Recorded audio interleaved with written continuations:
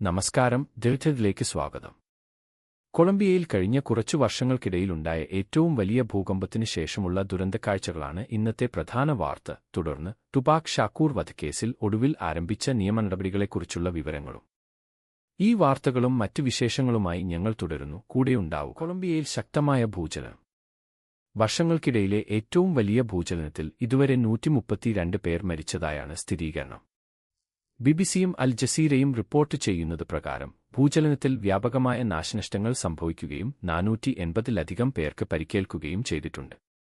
തകർന്ന കെട്ടിടങ്ങൾക്കിടയിൽ ഇനിയും നിരവധി പേർ കുടുങ്ങിക്കിടക്കുന്നതിനാൽ മരണസംഖ്യ ഇനിയും ഉയർന്നേക്കാമെന്ന് അധികൃതർ മുന്നറിയിപ്പ് നൽകുന്നു. ദുരന്തനിവാരണ സേനയുടെ നേതൃത്വത്തിൽ രക്ഷാപ്രവർത്തനം ഊർജിതമായി തുടരുകയാണ്. ദേശീയ ദുരന്തനിവാരണ ഏജൻസികളും അന്താരാഷ്ട്ര സഹായ സംഘങ്ങളും ഇതിനകം തന്നെ പ്രവർത്തനസജ്ജമായിട്ടുണ്ട്. ആശുപത്രികൾ, ഗതാഗത മാർഗങ്ങൾ തുടങ്ങിയ അടിസ്ഥാന സൗകര്യങ്ങൾ പുനഃസ്ഥാപിക്കാനാണ് പ്രാദേശിക ഭരണകൂടം മുൻഗണന നൽകുന്നത്. രക്ഷാപ്രവർത്തനം വേഗത്തിലാക്കാൻ കൊളംബിയൻ സർക്കാർ അടിയന്തരാവസ്ഥ പ്രഖ്യാപിച്ചു. കൂടുതൽ യന്ത്രസാമഗ്രികളും വിദഗ്ധ സംഘങ്ങളെയും ദുരന്തബാധിത മേഖലകളിലേക്ക് അയച്ചിട്ടുണ്ട്.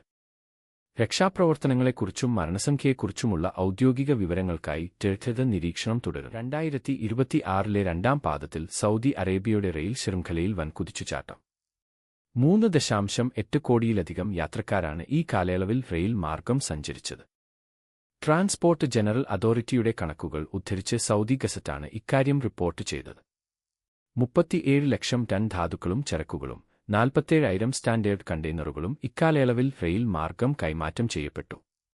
യാത്രക്കാരിൽ ഭൂരിഭാഗവും ആശ്രയിച്ചത് നഗരങ്ങളിലെ റെയിൽ സംവിധാനങ്ങളെയാണ്. 3.6 കോടി ആളുകളാണ് ഈ സേവനം പ്രയോജനപ്പെടുത്തിയത്. റിയാദ് മെട്രോയിൽ മാത്രം 2.97 കോടി യാത്രക്കാർ സഞ്ചരിച്ചപ്പോൾ അൽമഷായിർ മെട്രോയിൽ 19 ലക്ഷം പേർ യാത്ര ചെയ്തു. കൂടാതെ കിങ് അബ്ദുൽ അസീസ് അന്താരാഷ്ട്ര വിമാനത്താവളത്തിലെയും പ്രിൻസസ് നൂറ ബിന്ത് അബ്ദുൽറഹ്മാൻ സർവകലാശാലയിലെയും ഓട്ടോമേറ്റഡ് പീപ്പിൾ മൂവർ സംവിധാനങ്ങളും ലക്ഷക്കണക്കിന് യാത്രക്കാർക്ക് സേവനം നൽകി. രാജ്യത്തിന്റെ അടിസ്ഥാന സൗകര്യ വികസന ലക്ഷ്യങ്ങളിലെ സുപ്രധാന നാഴികക്കല്ലാണ് റെയിൽ മേഖലയുടെ ഈ വിപുലീകരണമെന്ന് അധികൃതർ വ്യക്തമാക്കുന്നു. നഗരങ്ങൾ തമ്മിലുള്ള ബന്ധം മെച്ചപ്പെടുത്തുന്നതിലൂടെ ഗതാഗതക്കുരുക്ക് കുറയ്ക്കാനും ജനങ്ങളുടെ ജീവിതനിലവാരം ഉയർത്താനും ഈ ശൃംഖല സഹായിക്കുന്നു. ചരക്ക് നീക്കത്തിനു പുറമെ ദേശീയ വിതരണ ശൃംഖലയിൽ റെയിൽ ഗതാഗതത്തെ സംയോജിപ്പിക്കുന്നത് സാമ്പത്തിക വളർച്ചയ്ക്കും പരിസ്ഥിതി സുസ്ഥിരതയ്ക്കും വലിയ കരുത്തേകും. ആധുനിക ഗതാഗത സംവിധാനങ്ങൾക്കായി സൗദി അറേബ്യ നടത്തുന്ന നിക്ഷേപങ്ങളുടെ ഫലമാണ് ഈ കണക്കുകൾ. രാജ്യത്തെ ചരക്ക് നീക്കത്തിന്റെയും നഗരയാത്രകളുടെയും പ്രധാന നട്ടെല്ലായി റെയിൽ ഗതാഗതം മാറിക്കഴിഞ്ഞുവെന്ന് ജർഖത്ത് റിപ്പോർട്ട് ചെയ്യും. 2027 യുയിലെ താമസക്കാർക്ക് നീണ്ട അവധിക്കാലം ലഭിക്കാൻ സാധ്യതയെന്ന് റിപ്പോർട്ട്. കലണ്ടർ വർഷത്തിലുടനീളം നിരവധി നീണ്ട വാരാന്ത്യങ്ങൾക്കൊപ്പം 6 ദിവസത്തെ അവധി ലഭിക്കാൻ സാധ്യതയുണ്ടെന്നാണ് കണക്കുകൂട്ടലുകൾ സൂചിപ്പിക്കുന്നത്. ഖലീജ് ടൈംസിന്റെ റിപ്പോർട്ട് പ്രകാരം പ്രധാന ഇസ്ലാമിക അവധി ദിവസങ്ങൾ നിർണ്ണയിക്കുന്ന ചാന്ദ്ര കലണ്ടറുമായി പൊതുസ്വകാര്യ മേഖലയിലെ അവധി ദിവസങ്ങൾ ഒത്തുചേരുന്നതാണ് ഇതിന് കാരണം. ഔദ്യോഗിക തീയതികൾ ചന്ദ്രപ്പിറവി ദർശനത്തെയും തുടർന്നുണ്ടാകുന്ന സർക്കാർ പ്രഖ്യാപനങ്ങളെയും ആശ്രയിച്ചിരിക്കും.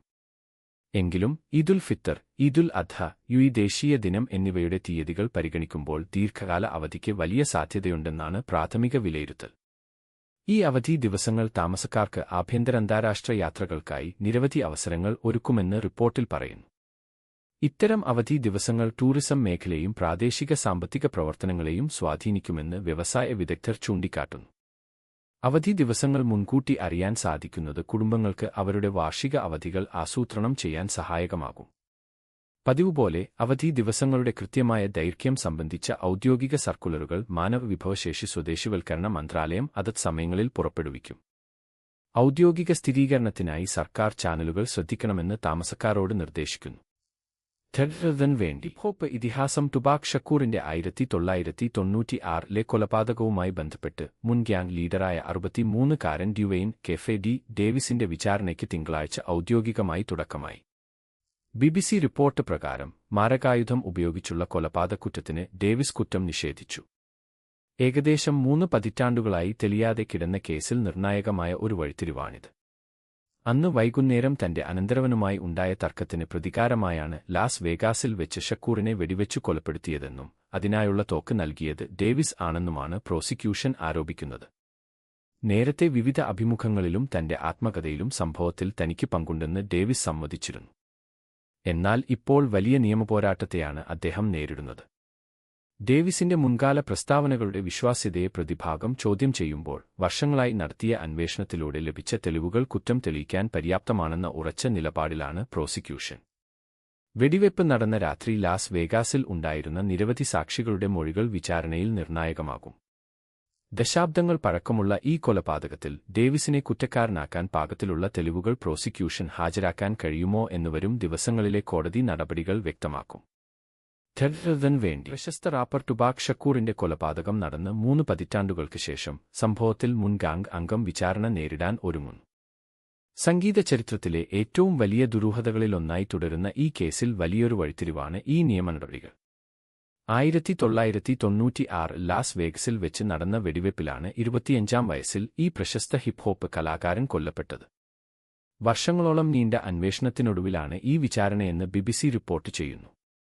ടുപാക്കിന്റെ മരണശേഷം അദ്ദേഹത്തിന്റെ സാംസ്കാരിക സ്വാധീനം ലോകമെമ്പാടും വർദ്ധിക്കുകയും സമകാലിക സംഗീതത്തെയും സാമൂഹിക ചർച്ചകളെയും സ്വാധീനിക്കുന്ന ഒരു ആഗോള ഐക്കണായി അദ്ദേഹം മാറുകയും ചെയ്തു. വർഷങ്ങളോളം തെളിവുകളില്ലാതെ കിടന്ന ഈ കേസ് സമീപകാലത്തെ നിയമനടപടികളിലൂടെ വീണ്ടും വാർത്തകളിൽ നിറയുകയാണ്. വിനോദലോകത്തെ ദീർഘകാലമായി വേട്ടയാടിക്കൊണ്ടിരുന്ന ഈ ദുരന്തത്തിന് ഒരു പരിഹാരം കാണാൻ ഈ വിചാരണ സഹായിക്കുമെന്നാണ് കരുതപ്പെടുന്നത്. 30 വർഷമായി ആരാധകരും കുടുംബാംഗങ്ങളും കാത്തിരുന്ന ഉത്തരങ്ങൾ കണ്ടെത്താൻ പ്രോസിക്യൂഷൻ ശ്രമിക്കുമ്പോൾ വെടിവെപ്പ് നടന്ന രാത്രിയിലെ സാഹചര്യങ്ങൾ കോടതി വീണ്ടും പരിശോധിക്കും. ഹിപ്ഹോപ്പ് ചരിത്രത്തിലെ ഏറ്റവും പ്രമുഖ വ്യക്തിത്വങ്ങളിലൊരാളുടെ വിയോഗത്തിന് കാരണമായ സംഭവങ്ങളിൽ നീതി തേടിയുള്ള നിയമനടപടികളിലേക്കാണ് ഇപ്പോൾ ഏവരും ഉറ്റുനോക്കുന്നത്.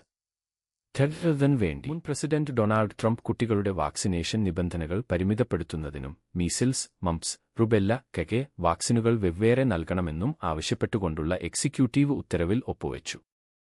ഫെഡറൽ പൊതുജനാരോഗ്യ നയത്തിൽ വലിയ മാറ്റം വരുത്തുന്ന ഈ തീരുമാനത്തിനെതിരെ മെഡിക്കൽ രംഗത്തുള്ളവർ രൂക്ഷമായ വിമർശനവുമായി രംഗത്തെത്തിയിട്ടുണ്ട്. ബിബിസിയും അൽ ജസീറയും റിപ്പോർട്ട് ചെയ്യുന്നത് പ്രകാരം അമേരിക്കൻ അക്കാദമി ഓഫ് പീഡിയാട്രിക്സ് ഈ തീരുമാനത്തെ ഔദ്യോഗികമായി തള്ളിക്കളഞ്ഞു. കെക വാക്സിനുകൾ വിഭജിക്കാനുള്ള നീക്കം അപകടകരമാണെന്ന് അവർ മുന്നറിയിപ്പ് നൽകുന്നു. 3 പകർച്ചവ്യാധികൾക്കെതിരെ ഒരൊറ്റ കുത്തിവയ്പ്പിലൂടെ പ്രതിരോധം നൽകുന്ന കെക വാക്സിൻ ആഗോള പ്രതിരോധ പ്രവർത്തനങ്ങളുടെ അടിസ്ഥാനമാണെന്ന് ആരോഗ്യ വിദഗ്ധർ ചൂണ്ടിക്കാട്ടുന്നു. വാക്സിനുകൾ വേർതിരിക്കുന്നത് കുട്ടികളിലെ പ്രതിരോധശേഷിയിൽ വിടവുകൾ ഉണ്ടാക്കുമെന്നും ഇത് രോഗപകർച്ചയ്ക്ക് കാരണമാകുമെന്നും അക്കാദമി ഓഫ് പീഡിയാട്രിക്സ് വ്യക്തമാക്കുന്നു. മാതാപിതാക്കൾക്ക് മെഡിക്കൽ തീരുമാനങ്ങളിൽ കൂടുതൽ സ്വാതന്ത്ര്യം നൽകാനാണ് ഈ ഉത്തരവിലൂടെ ലക്ഷ്യമിടുന്നതെന്ന് ഭരണകൂടം അവകാശപ്പെടുമ്പോൾ ഇത് ഹെർഡ് ഇമ്മ്യൂണിറ്റിയെ ദോഷകരമായി ബാധിക്കുമോ എന്ന ആശങ്കയിലാണ് ആരോഗ്യ പ്രവർത്തകർ. ഈ നയമാറ്റത്തിനെതിരെ മെഡിക്കൽ സംഘടനകളും വിവിധ സംസ്ഥാന ആരോഗ്യ വകുപ്പുകളും നിയമനടപടികളിലേക്ക് നീങ്ങുമെന്നാണ് സൂചന. വേണ്ടി റിപ്പോർട്ട് ഇസ്രായേലുമായുള്ള ചർച്ചകൾ മേഖലയിലെ സംഘർഷങ്ങളെ തുടർന്ന് നിർത്തിവെച്ചെന്ന റിപ്പോർട്ടുകൾ ലെബനീസ് ഔദ്യോഗിക വൃത്തങ്ങൾ നിഷേധിച്ചു. നയതന്ത്ര ചർച്ചകൾ തുടരുന്നുണ്ടെന്നും 8ാം ഘട്ട ചർച്ചകൾ സെപ്റ്റംബർ ആദ്യം നടക്കുമെന്നും ഖത്തർ വാർത്താ ഏജൻസിയായ QNA റിപ്പോർട്ട് ചെയ്തു. അതിർത്തിയിലെ സംഘർഷങ്ങൾക്കിടയിലും ചർച്ചകൾ തുടരുമെന്ന ലെബനീസ് സർക്കാരിന്റെ പ്രഖ്യാപനം ഇരുപക്ഷവും തമ്മിലുള്ള നയതന്ത്ര ബന്ധം തകർന്നിട്ടില്ലെന്ന് വ്യക്തമാക്കുന്നു. വേണ്ടി പ്രത്യേക റിപ്പോർട്ട് ഇന്നത്തെ പ്രധാന ആഗോള വാർത്തകളുടെ ഈ കൃത്യമായ വിശകലനത്തിൽ ഞങ്ങളോടൊപ്പം ചേർന്നതിന് നന്ദി. വീണ്ടും കാണാം. പ്രസിദ്ധീകരിക്കുന്നതിന് മുൻപ് കൃത്യത ഉറപ്പാക്കുന്നു.